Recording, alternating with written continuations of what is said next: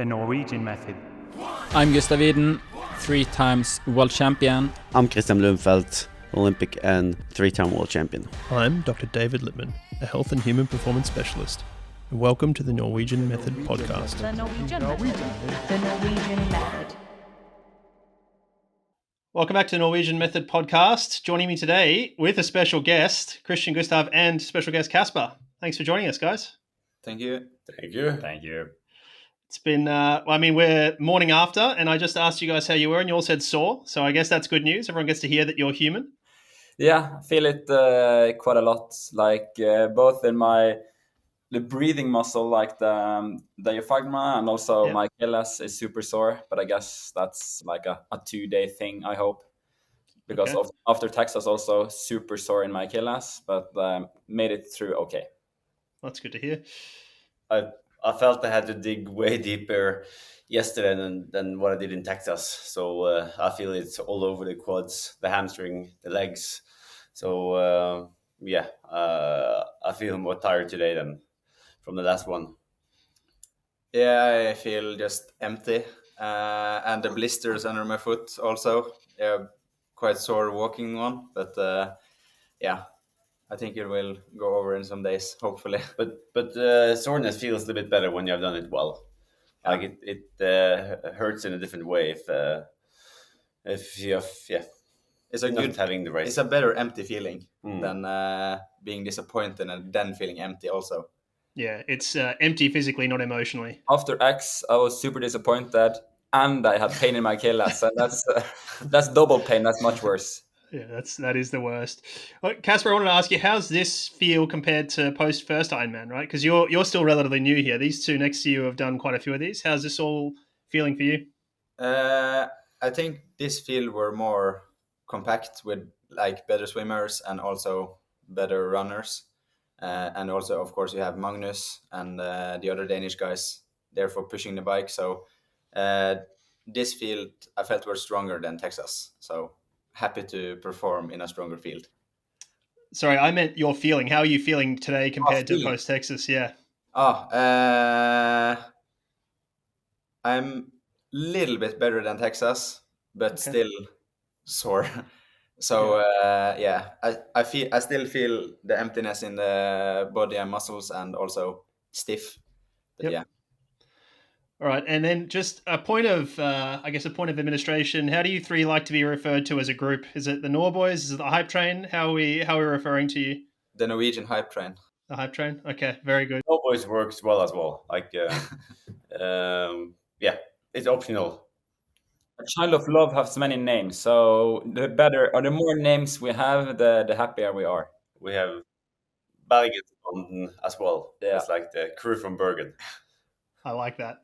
Okay, and so I mean, congratulations on your team victory in the battle for Europe. Right, we had the Germans who had a tough day, the Danes who were looking very good, and then you guys pulled through and did really well.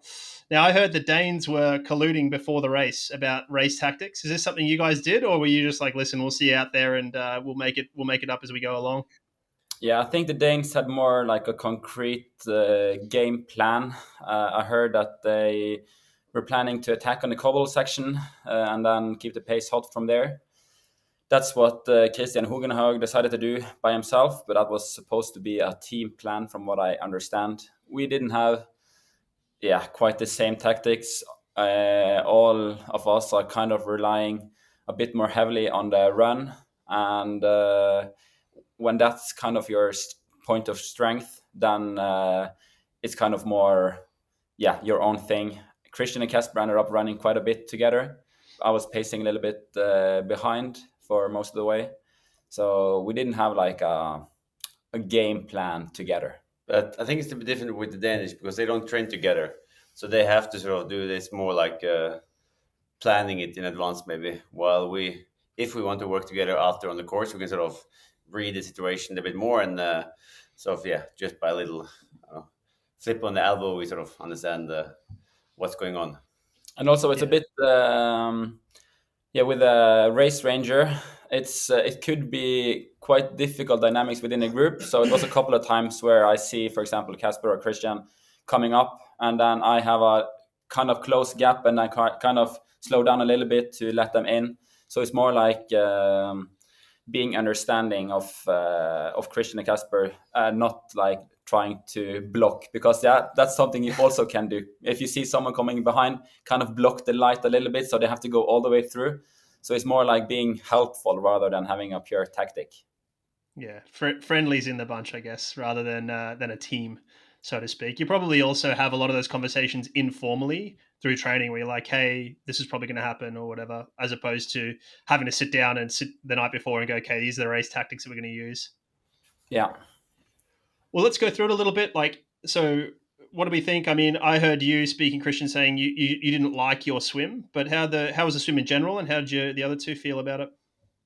I think the main reason why I swam so badly was because of the start. Like I came out poorly. I didn't have where I assumed it would sort of come together on that back end of the first lap, but then suddenly it was too large of a gap, and I swam there in Rudy von Berg's feet instead, and I think it was like 40 seconds or something when I was looking up and trying to do the time split myself. And then I realized that it's going to cost too much energy to do the next 2.3K in the front of that main or large pack. So I was swimming the second loop in second position there behind Rudy, but also knew that Magnus was behind me, and he was like the main threat, I thought, before the race in terms of his bike power. So I was feeling confident that like if I have to ride hard, I just need to jump on his wheel. So yeah, I didn't stress too much about it. But as I came out of the water, I was looking over my shoulder, and there I saw Patrick, and I couldn't see the white suit of Magnus yet. So I thought I had enough time to put on my calf sleeves and socks as well in T1. And as I was putting on the calf sleeves, I saw Magnus, so I was able to just go out on the bike just before him together with Gustav. And then I knew early on that it's no point for me to put the hammer down on the bike in order to try to maximize those few seconds ahead on Magnus. It's more like just waiting for his surge. So a little bit of cat and mouse there for the first 50 or 60K with Patrick there, who was maybe trying to trust his run, and Magnus, who was trying to make us work before him putting down the hammer. And then so that was your swim. That was my swim. Okay. Yeah, I swam in the same group as Christian, and a little bit of same thinking, but I think I was a bit more stressed in the start because I saw the gap opening up, and I couldn't see who was in my group.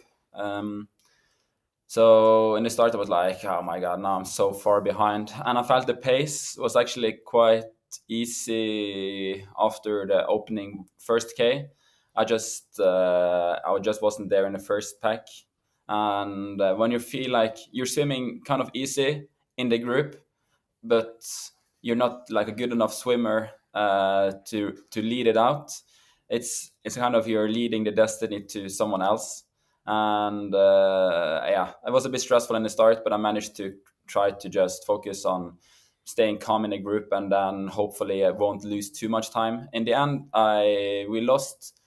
For my part, I was surprised how little the gap actually was, because I felt like the pace was slowing down quite a bit. But coming out with Christian was pretty good, and so okay, happy, even though the first K is too slow. And then the guy who made it to the first pack. Yeah. I also had a bad start. I fell a little bit in the start, but then I navigated through the field, and I have a little bit better takeout speed than Gustav and Christian. So then it was okay to get up. So I saw the split actually after the first buoy, or the two first buoys up at the end. So then I saw it was a split, and when we jumped out on the second lap, I saw it was a quite okay gap. So I tried to actually look for Christian, since he can have a good swim. So I thought he maybe were in the front, but I didn't saw any green cap.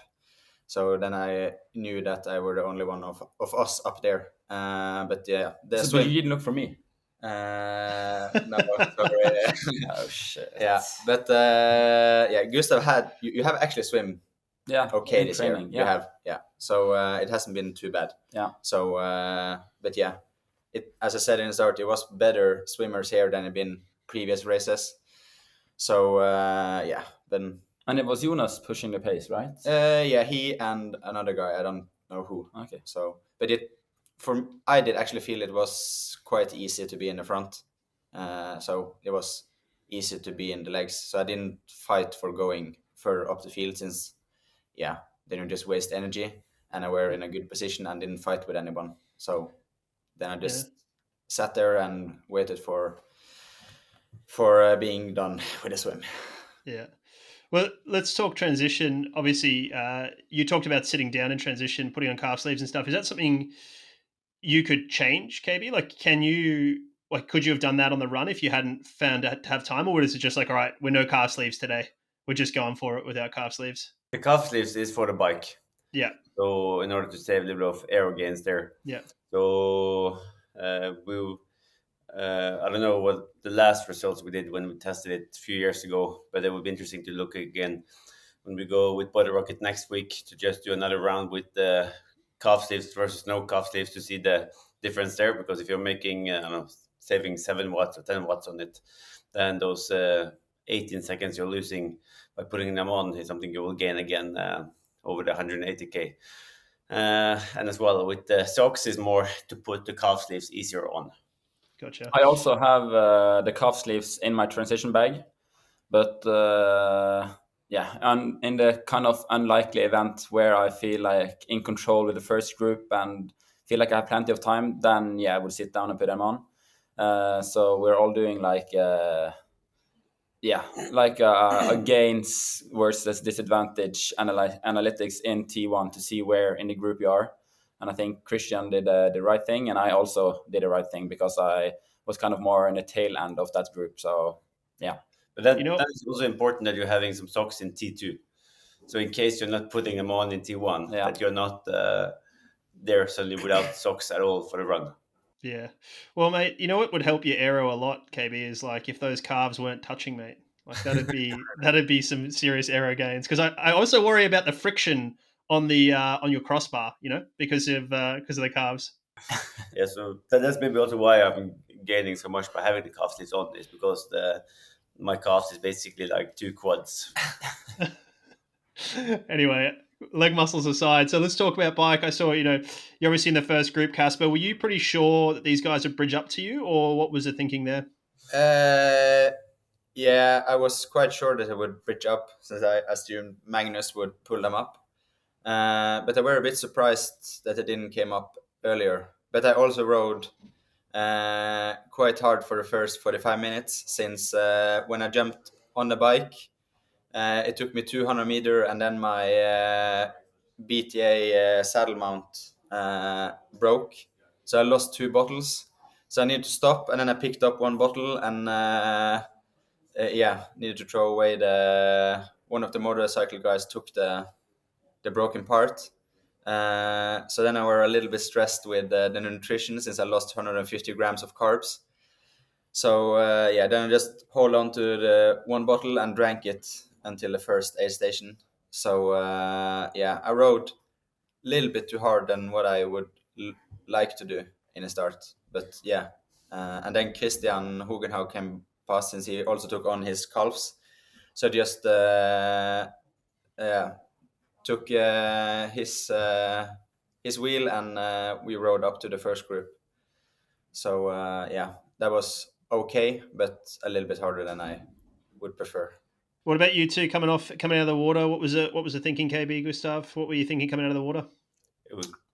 Yeah, my ambition, or not ambition, but maybe more like tactic, was to be kind of a little bit passive on the bike. And Rudy came by me there. I was riding with him and felt the pace was kind of easy. Like it's hard to say how you're going to feel on the bike if you struggle to hold the power if it comes easy. But I felt great. The bike felt great, and yeah, I just kept this wheel, even though, like, if I was by myself, I'd probably run a ride harder, just because, like, you have like adrenaline coming out of the water and kind of ready to push. But I managed to just settle down and stay behind Rudy, and then Christian came by, and we were kind of riding, just riding. I didn't feel like anyone was pushing, more like, yeah, a little bit of cat and mouse, as Christian said. And yeah, felt good. So what changed for you, mate? Because we talked recently and you said, you've been pushing big power and not getting the speed from it. So now all of a sudden it looked the opposite yesterday. When I turned on and saw you there just cruising, I thought, oh, he's on here. He's having a day. So what changed? I changed, or I did, I waxed my chain, so that's a few percentage there. And yeah, we're riding the KDX tires, and it's like some tires have like this thing sticking out, the rubber. Yep. 2 days ago, I went around and with a scissor cut off every single one of those tires, because yeah, I felt like that was slowing me down. Probably a mental thing, but I went through and like took out every single one of those. I don't know how many it was, probably like 300 per tire. And yeah, and also the rear disc helped a lot for feeling, at least. And now a different chain ring and good wash. So just like a lot of smaller things, and changed the cockpit as well. Yeah. So and hydration system. Actually, a lot of changes. Yeah.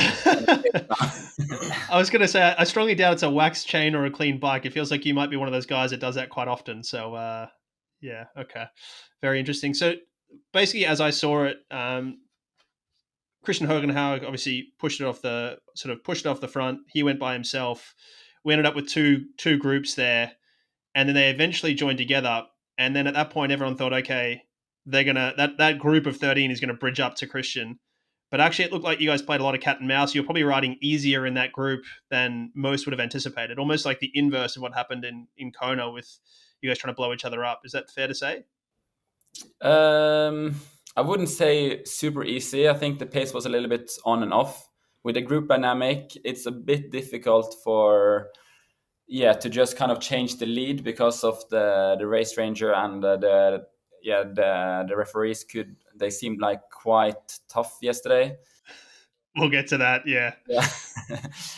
I wouldn't say we're riding easy, but yeah, I'm not absolutely not going to talk down Hugenhaug's performance, because that was amazing. But sometimes it's a bit of a thing with a lead bike, and staying behind the first camera bike could be a bit of an advantage.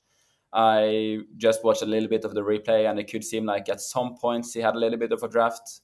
I don't think it would change much of the results, because in my opinion he got also a bit of an unfair penalty going into the run.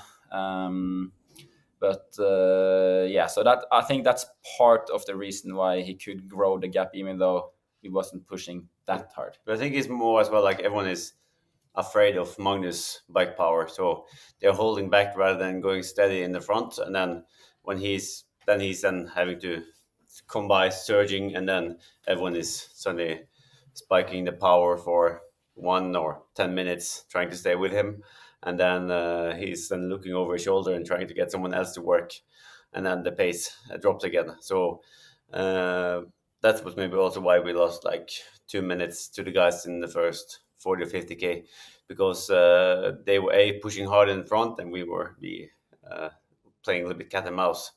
But at that point, I felt that we had enough power in our group that we wouldn't lose time on that second half of the bike, or we would be able to ride very steady the final 90k. So that were also where I think we caught the main group on that second lap on the bike, as well as that was where I think a little bit on the end of the first lap, where I also lost my bottle of nutrition I was planning to drink the last part of the bike. So I felt that the legs were feeling okay going into the last 80k, but then the blood sugar was just dropping and dropping and dropping, and yeah, I think I basically drank mostly water the last 90k. So that was maybe what I was struggling with the most during the race. And even when we caught up with the group and they found it very easy to be there, I was dead.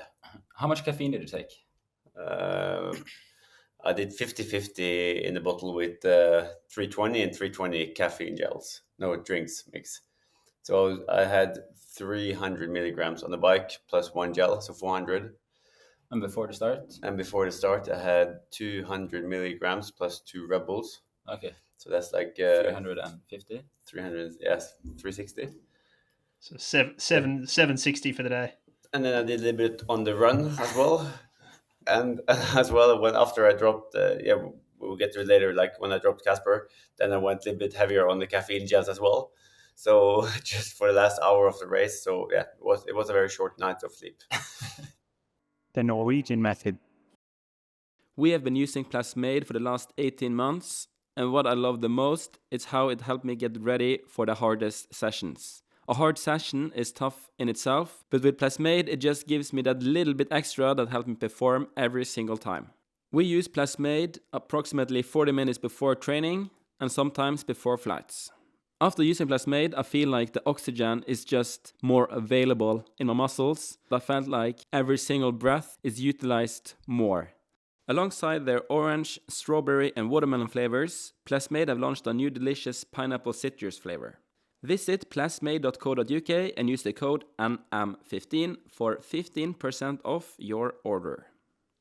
The Norwegian method.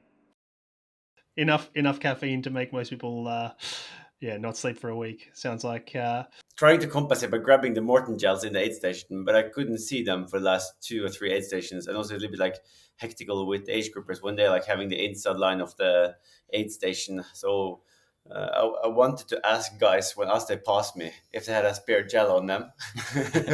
So I felt that's maybe borderline. Like a lot of age groupers has to just tape them on the frame, so you can just take them while you're riding fast. So I was desperate after some sugar, and I went through the gels I already had taken. I went out over them one more time to just get that extra, empty them. Like there might be like 5 more grams of carb in them, and then. It's a pity we didn't see that on the coverage. That really is a pity. So what were you thinking, Casper, when the second group bridged up, sort of caught you, the second chase group caught your group? What was the thinking in your head? Were you happy to see the boys? Were you, concerned about now you have Magnus with you? You were hoping for some gap off the bike. What was the thinking? I weren't thinking so much that I were worried. It was just like, okay, now they are up. They probably used a little bit more energy than me to bridge up.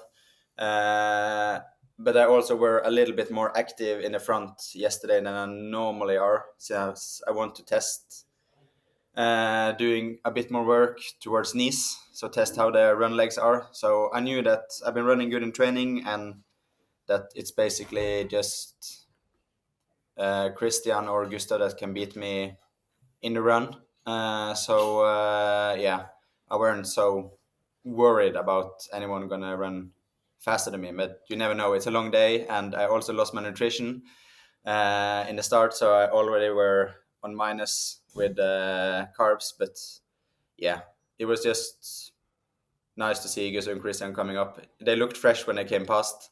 So I didn't knew that Christian was struggling actually. So he came up and asked, "Is it just Hug and Hug that's in the front?" And then I just felt like, okay, Christian is feeling okay, since you were bouncing up dancing up the hill. So poker face, yeah. So. And so you guys knew Christian was off the front. Was that concerning for you, or did you think, we'll run this guy down for the most part? I was thinking that we could run him down. So but it was for me just too much. So I felt it a little bit after 24 to 28k on the run. Then I started to feel they were quite low on sugar. So then also Gustav cashed up a little bit. And then I was thinking like, is it here the podium is gonna go away from me? But then I stopped at 2 aid stations, took some Coke and some gels, and then the blue sugar spiked again, and then I had a quite okay last lap. Yeah. Okay. So yeah, me and Christian talked a bit about it yesterday. Since you have the special needs, and Yep. usually they are in the course, but here you needed to go out the course, and Really? then you needed to find it, pick it up, grab it, and then run back again and out. So I had one bottle with me after or in the transition bag, but I don't know. You didn't. You had one. Yeah, I had 160 grams there. So I used the first lap to just get some carbs in again. Yeah. So I was saving mine a little bit. I had 100 and something grams in it. So I was saving a bit for the two first laps. And then I was thinking, oh, should I stop? But he didn't stop. And I didn't want to stop. And I weren't talking so much with him. So I stopped 3 times there. You did? Yeah. No. Yeah. You did? Yeah. In the personal needs. Yeah. But the thing is, on the first lap, or like you don't stop on the way out on the first one. But then when we run together, I said like, okay, let's do 2K each in the front. So then I did 2K, you did 2K, and then when it was my turn again, you just gave me those 5 or 7 meter gap. Yeah. So I was like thinking, okay, I'm not gonna be chased down for the next 30K. So then I was a little bit annoyed with the timing chip as well. So I just stopped to take off or adjust the timing chip as well. And then I was just running behind Casper for a lap. And then I was waiting on as we were going on to that third lap, just before I made my move. Then I wasn't sure if I should ask him if we both were going to stop, or if I should just let him do his race without like interrupting his tactic in case he wanted to put some pressure through the special needs. So I was like behind you and just looking, are you going to go in or not? So I was like looking at you, and then you just went straight. So Formula One tactics here. Yeah. I were box. Stay out. Stay out. You're fucking late now. It's interesting because I was going to ask you why you stopped. Everyone, the commentary team thought you were cramping, and then someone, said maybe it was the thing. I also thought I thought you'd intentionally run further up to then adjust that to slow down to let Casper get back on. So I thought you were sort of creating a bit of a gap to then slow down for a second. So that's interesting to hear that. I also had a GPS tracker in the neck, and for the race I've done so far, there hasn't been any sound of it. But this time it seems like it was like a loose part, like a part of the way GPS. So it sounds like I had some steps behind me the whole run. Like for every step I had, it was like a small, like this, in the neck. I was like, this is a stressful run. Is that why you ran so fast, mate? Because you thought someone was coming up behind you? I was chased down the whole run. That's hilarious. And so towards the end of the bike, just getting back there, a couple of the Danes went off the front. Did you guys know they went? And was that concerning to you at all? Or do you think, yeah, they're going, no worries, who cares? Yeah, like it's a bit difficult to see when all the age groupers are there. But yeah, I would have went with them if I saw it from the start, I guess. But when you already see that they have like 15 seconds or more, it's a bit of a surge just to catch up. So I thought that, yeah, also you mentioned or asked earlier about if I was or if we were worried about Christian Hugenhaug. Yeah. And I think I mentioned it like on every single event. But when you're racing for the win, you have to think about those things. But if you're racing just for me now to have a good solid performance across all three, you have the luxury of don't really worry about a single outlier that's taking the victory. So for me, I didn't really care that Hugenhaug was that far in front because I just wanted to have a solid run. I think it's more playing on Christian's mind, who was there to defend his victory. Then you have to take into account basically everything, and it's much harder position to race in.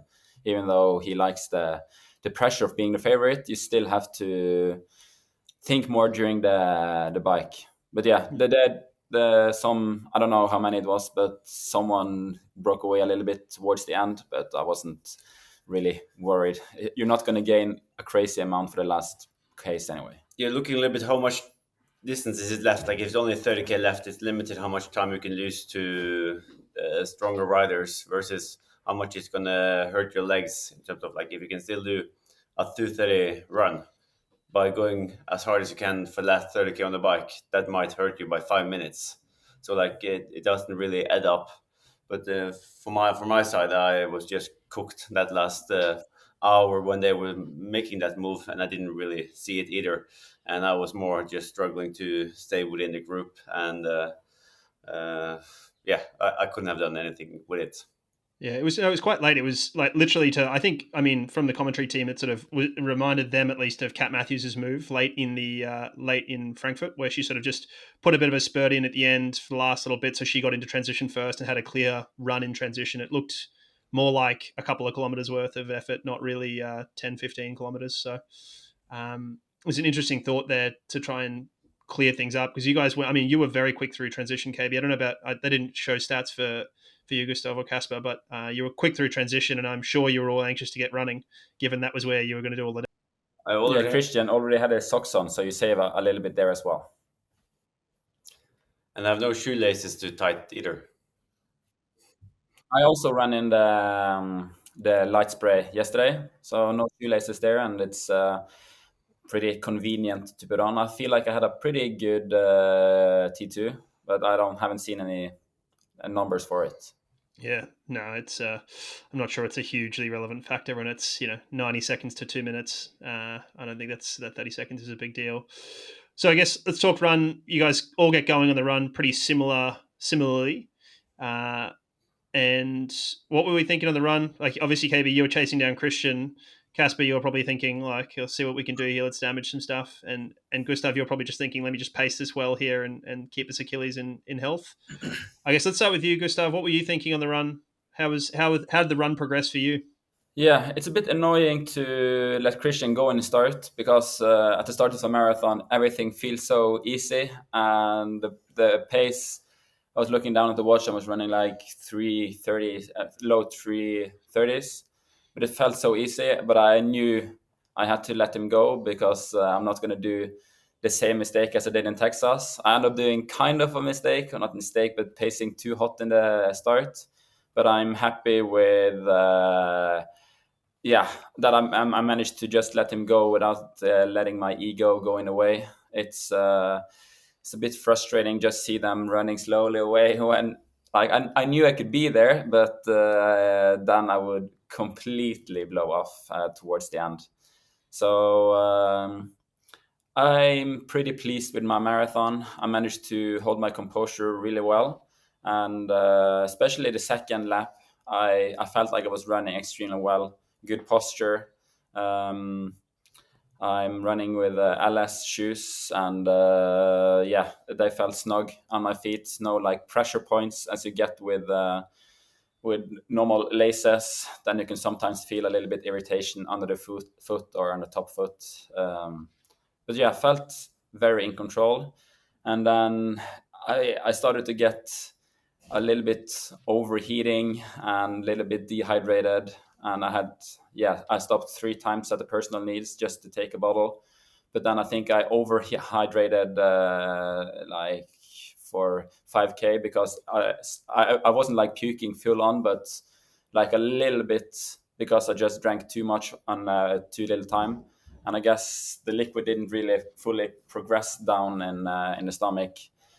So also got a bit of what's it called when you have like this stitches? Yeah. But in the end, I'm pleased with my run at 2:38. You actually told me. See you in 2 hours and 38 minutes. Yeah, at the start. Yeah, he was running bad. Like, I see you in 2 hours and 38. So was I also said before this race, like 6th place and like high 2:30s is what I'm aiming for. And I don't believe like your mind sets your pace a little bit. Okay, maybe a little bit, but it's not like if I said I'm going to run a 2:30 and win, it's not like I can just go ahead and win it. But I think I was pretty realistic going into this race. And 2:38 is pretty much where my training has been showing. I've been letting these guys go when we have done the 3 times 9K for approximately what I lost also for this race. So realistically a good performance.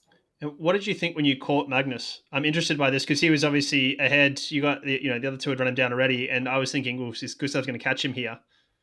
Yeah, I already was told that he was disqualified at that point, so I didn't really count him in at the results. But yeah, he looked pretty cooked already at that point, and he was just getting worse and worse. So I wasn't really thinking much about him. It was more like Jonas Hoffman coming from behind. At some point, he was pretty close, almost as close as I was to Casper. So I thought that it could be like a fight for third there a little bit between not only me and Casper, but also Jonas. But that was maybe for 5K or something, and then it started to split up again. But it's cool when you have some possibilities to chase positions at the front, because then you're pushing all the way to the finish. It's not like you're just staying safe and trying to protect the position. When you're attacking a little bit, it's hard for the mind, because you have to push all the way. But it's also what makes Ironman interesting, because you can really make a big portion of time in the last bit. In the end, it didn't change anything, but the mental part is it's cool. Yeah. And what about you, Casper? So you come into T2 with KB, and you're thinking he's going to run away from me at some point. We're going to work together. What's the thinking in your mind? I knew from training that Christian is one step ahead of me for now on the run. So, but I felt since Texas, I've slowly closed the gap a little bit, but still he has the small advantage. So I knew that, he would probably run away from me, but I've done the pace we did in the start felt really comfortable. And kind of were thinking that, okay, this is sustainable for the rest of the race. But I also lost my nutrition and felt a little bit low on sugar from 24 to 28K. Then I really were like, I needed to slow really much down. But then I managed to get the blood sugar up again, and then I find some new energy for the last lap, and actually started to chase Christian Hugenhaug again. So I heard it was 1 minute or so at a point, and then I would think, okay, if he really blows up and need to walk, it's still possible. So you better just put yourself in a position that if it happens, you can take him. But then I saw at the end of the course that I were quite far behind, and then I also started to feel it a little bit myself. So then I just tried to, and I also started to feel a bit of cramps in my legs, also like starting to come. But I just tried to run a little bit different, so I didn't push on those muscles that they were gonna increase. So I was just happy to get over the finish line in the end. So I was cooked. Yeah. And KB, you're obviously, knowing you're thinking straight away coming into transition, you've got a game plan in your head about how long it's going to take you to catch Christian, how that needs to look, and how you're going to use Casper as a pawn in your plan towards winning. So what does that look like? Are you thinking, listen, we'll run along with Casper for a bit, we'll work off each other, and then see what gap we can make, and then I'm going to go at some point and catch Christian? Yeah, well, first, I think Christian had 6 minute gap last year. So, and I caught that by like 8K or so very quickly on that first lap. So I thought that 8 minute would come down after maybe 15K. So I felt that the gap we had to him was safe. And then we had Magnus like 30 seconds ahead for the first 18K maybe before we sort of started getting time on him.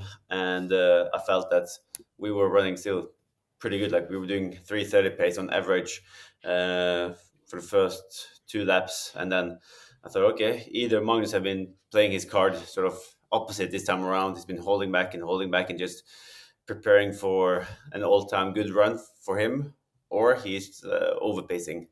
But I still felt like that I had like that extra gear for the final back end of the marathon. So I was keeping it cool and trying to be a little bit careful with the heat because Casper can perform really well in the heat, while I'm often struggling if I haven't been in warm condition in advance. like going into Texas, we were training in the heat and humidity. While now we did the training back in Bergen and trying to do the preparation indoors, but you don't get the same sort of confirmation of the pace and the heart rate out in field. So that was like a question mark from my side. So just trying to look at the heart rate and see how steady it was for the first 10, 20K and then 25K, and then trying to get the nutrition in. And then I made my move after 25K, I think. A little bit because we didn't bridge up enough time to Christian. Like I think we were 6 minutes down after 2 laps. Now after 1 lap, 4 minutes down after 2. And then I thought, okay, if he's finishing, having something left for the final 21K, it might be a close one to catch. So then I picked up the pace a little bit, and that was maybe the time where Casper was struggling a little bit more as well. So then I was able to open up a smooth gap early on, and suddenly by the back end of the 3rd lap, suddenly the gap just really came down to Christian Hugenhaug in the front, and I could sort of recalibrate when I would catch him, because in the beginning I thought like by the end of that 4th lap, but then it become like more and more earlier on the 4th lap, so like after 35K or so I had like 7K or 8K by myself in the front. So then I was it was my race to lose, and I had like a little bit like tickling hamstring with a little bit of cramping that was coming as I was picking up the pace, so I had to sort of pull back a little bit to 340 or 335. But then it was good to know that both Christian and Casper and Gustav further back probably were struggling with the same. The Norwegian method. Morten's hydrogel technology encapsulates carbohydrates, making their gels and drink mix easy to consume and easy on the stomach. With no added colors, flavors, or preservatives, you get exactly what you need and nothing you don't. It's the fuel we rely on both training and to execute on the race day. To get 20% off your next purchase on morten.com, simply enter the code TNMS2 at checkout. The code is applicable once per customer on all products except the Morten Bicarb system. Valid until December 31st, 2025. The Norwegian method. Yeah. And so when you guys caught Magnus, you noticed pretty quickly that, he's not going to hang on here, or you thought maybe he's holding something back and he can give it some. Now I see your eyes smile. What were you guys saying to each other when that happened? I told Casper in Norwegian, so Magnus is going to understand. Of course. If you run the same pace now, you will drop him. Said that in Norwegian, and Magnus were in Christian's back, and I were pulling. Then I just were smiling a little bit, since I knew that Magnus understand what you're saying. Oh, I think classic. it was a mental, like a little mental stitch here, like we can drop you if you want, but we don't need to. We don't need to do. One of the few guys in the field who'd actually understand you speaking Norwegian. I find that hilarious. That's classic. All right. And KB, you went just over 230, right? Almost 231. Was that why you were rinsing yourself? Were you trying to break 230? Is that what was happening? Because you were quite far clear and running pretty well. You could have eased off a little bit. Yeah, but I had this sort of cramping, sort of tickling in and coming back and forth. So I just tried to, I didn't think about the run split too much, but it's more like opening up the gap enough. So when I had 2.5, 3K down or 3K left, and then looked back to what was the gap was, and I was like 90 seconds gap already to Christian Hugenhaug. Then I knew that, okay, that's 30 seconds per lap. And if I can even do 4-minute pace, and there's no way that he will sort of stand up from the death and turn himself from a 4-minute pace to 3:30 for the final 3K. So then I felt quite secure that I had the win. But it's more like, just finishing the job. Yeah. All right. Couple less race-specific questions, more other stuff, although still race-specific. Gustav, you mentioned you'd heard about Magnus's red card. So you guys found out about that? You guys had heard that on the course? Yeah, I heard it from Talbot Cox. He told me. He told me also it was for littering. And he also told me that he's going to dispute it. So you got some information on course. Of course, it's hard to get to know everything, but yeah, things that is really relevant to you tend to get there, especially from friends who really know the sports quite well. So yeah, I knew about his penalty, but when I passed Magnus, I actually asked him, and he said, "Yeah, but I'm not sure if I'm disqualified anymore." So yeah. There's some good clips running around social media. You should check out if you haven't seen Yeah, them. I saw the video. But that's increasing the quad temperature by like half a degree. So Oh yeah, yeah, it's boiling in your head when you're getting that message from of course. Yeah, it was an interesting. I mean, there were a lot of interesting penalties yesterday. Lots of like people on course that were part of teams that were getting penalties, and it was. But the same yeah. with Christian Hogenhaug in the front. Like if we didn't get, or I heard he had a penalty, but I didn't do that in the math because that's changing the whole like the countdown. Because if one of the minutes that we're catching is just a penalty, then it's changing the point Yep. where I will catch him. Yeah. For example, if he is running the same pace the first lap, but we're catching 1 minute just because of the penalty, that means that what we're catching on the second lap is more like the change of the pace. So, and then it will be actually easier to catch him for the final one. Yeah, and he also he dropped his chain as well late in the bike, so it was really He had to stop or fix it himself. Yeah, he had to stop. He tried to do it while he was rolling, which was crazy to watch, and then had to pull over I did briefly. that 3 times yesterday, so while rolling. Wow, that's scary to watch as somebody who doesn't know as much about bikes. That scares me endlessly. I feel like you're going to lose a finger. But yesterday seemed to have a lot of that though. Like people were losing nutrition. Obviously, his name eludes me at the moment. Schomburg's whole front end came off. Yeah. Like there was a lot of that. So, I mean, you guys lost nutrition. You dropped a chain. That was a lot of that. Is it just the cobbles, or was it a freak day? What's the story? It was also not just cobbles, but the surface was kind of rough at times. For my part, it was my own mistake. Like the rear derailleur tension wasn't high enough because, as I mentioned, I changed the chain length to a 62 and also increased the chain length. And then you have to adjust the tension, but I didn't adjust it enough. So the most heavy gear, the chain was a bit loose, and the heavy gear is also where you tend to not pedal in the downhill.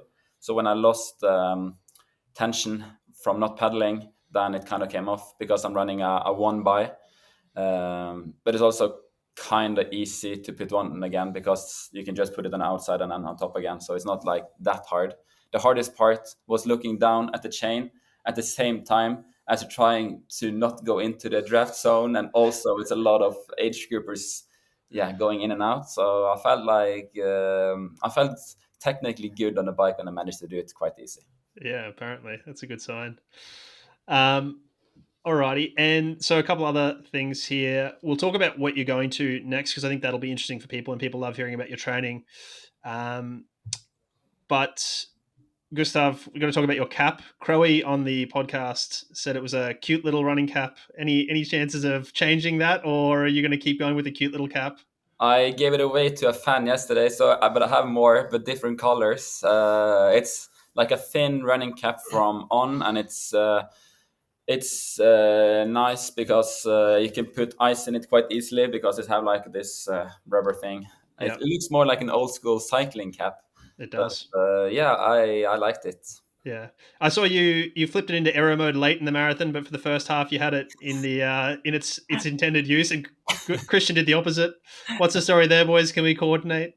The brim is like, it's not hard as like a normal one, so it's like soft, and it was kind of very awkwardly on. So this is annoying. I'm just going to turn it back. Okay, very good. To maximize the logo space for the pictures on the finish line. So Yeah, we get the big Rebel logo up front. No, we know that one. It's an old trick. I like that. You just mentioned a little while ago, Gustav, watching the race back. Is that something you all do a bit? And is that for interest or is that for learning and tactics? What's the story? It's nice to watch a race back when you're done well.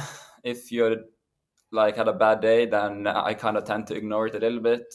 So I haven't watched too much yet, but it's a lot of things that you don't really see. And the penalty was from Magnus. I heard it was also a bit fun to see because, of course, you get super angry at the moment. You're cooked, you're feeling cooked.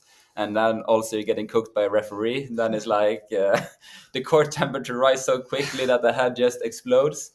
I mean, I would hate it to happen to myself, but it's a bit fun to watch others. And then also the handlebar of Jonas was very interesting because he wanted to continue, which is, yeah, he seems so chilled and like a guy who doesn't do Ironman at all. And then he is like totally opposite on race, and he wants to continue even with no handlebars and just riding in the. Didn't he tighten that? Yeah, he tightened it. And then, Then he threw them away. Yes, it's loosened again. And it's still in the woods, apparently. Yeah. He couldn't find it yet. We met him yesterday, and he said like, I'm still looking for my TT bars. But the referee actually stopped him from continuing because of the dangers of the mono riser standing up there. That's good. Yeah. Yeah, that is good. And do you speak to the other athletes post-race about tactical stuff and penalties? Like, did you guys chat to Magnus about it all, or not really? Is it kind of like, let's keep our cards close to our chest? Yeah. But then mostly, you don't have too much deep conversation. It's mostly like, so what's next for you, and how was the feeling and stuff. Yeah. Okay. How's the kid? How's the kids? How's dad power? Yeah. Casper, KB said ahead of the race that you were going to race without a seatbelt because you already had your entry. Was there anything else that changed for you yesterday? Is it just experience and then a little bit freer, or what else changed? Obviously, you performed really well yesterday. So is it just natural progression? Should we expect you to run 2:29 and be even higher in Nice? What's the story? I felt I learned a lot yesterday, and I feel that if I get the nutrition right and those small things, it's just small things that can add up to run way faster. So, and also the course in Nice, it's a little bit more flat, so it's just out and back. So they don't have all the corners and everything, so that you can gain on. So I think I can at least run 3 to 4 minutes faster in Nice, and also with just training towards it. Now we get 5 weeks in Font-Romeu, and then we have three weeks up in Vans before the race. So I think we can, or at least for me, I can be better towards Nice. Well, it's like you've done this before, mate. That's a perfect segue. I was going to talk to you guys about your plans. So we know you're heading to Font-Romeu, and then you're going to go down to Nice. Let's talk about it. How did you choose to do the altitude block now? And then, and will you come down from that to do some Ironman specific stuff, or will you just do a big altitude block and then specify in the last 3 weeks? I think we will do extensive work in the altitude and also just normal threshold. And we haven't sat down and done the spider web yet. Like Christian he's drawing a spider web, and then he puts in the days, and then it's a very good plan. But we most likely gonna have now we have some time off or easy week when we come home. So I assume we're gonna sit down, go through the plan, and then maybe in a week time. Yeah, and then reverse engineering it. Isn't that what it's called? Fancy coach. Reverse engineering it. We need to see how many weeks do we need in Nice, and then how many weeks do we need from there in altitude. But now we're going to live closer to the hills, so not down in Nice. We're going to live up in Vans, so you save 1 hour of riding. So then it's easier to do the loop up in the mountain more. So then we can get to know the hill and the downhills even more. So I think that's a good advantage for us. And I think knowing that downhill is going to be huge from an execution standpoint. I think the more comfortable you are on that, the more free speed you'll end up with. It's just, we've seen it in the women's race last year, that ability to descend on that's huge. So and Font-Romeu is a pretty similar-ish terrain for TT bike. Yep. So you can have a lot of, even though it's not in the course, it's kind of the same feeling of the road, the French mountains. So that's also part of the reason why we choose this. I said last year that doing an altitude camp before an Ironman, I don't think it's smart. But that's mostly regarding Flagstaff, because in Flagstaff, it's good for running, but the cycling is so flat, it's hard to keep the power on, especially at, for me, 2,100 elevation. I feel like I lose quite a lot in TT position and like breathing, and yeah, it's just hard pushing 270 there. And if you're gonna do a hard Ironman on a bike, 270 is definitely not gonna cut it. So in Font-Romeu, you have some nice hills where it's gonna be good climbing. Keep up the power. You can do it in the TT bars or on the side. So yeah, some good terrain. And will you guys come down from altitude, do some specific sessions, or you just keep it all at altitude and deal and then do specific work? We're gonna mostly stay in altitude. It's one nice loop where we go down a little bit to maybe 600 meters, but then it's quite you go quite quickly up again. Yeah. So mostly training is gonna be sub 1800, because 1800 is the highest point really in Font-Romeu. Yeah, so it doesn't really count for altitude for you boys. You're used to being at 2,500, so that's fine. Yeah, so it's a spicy lowland camp. Yeah, I like that. Spicy lowland camp. We should title a podcast that. Yeah.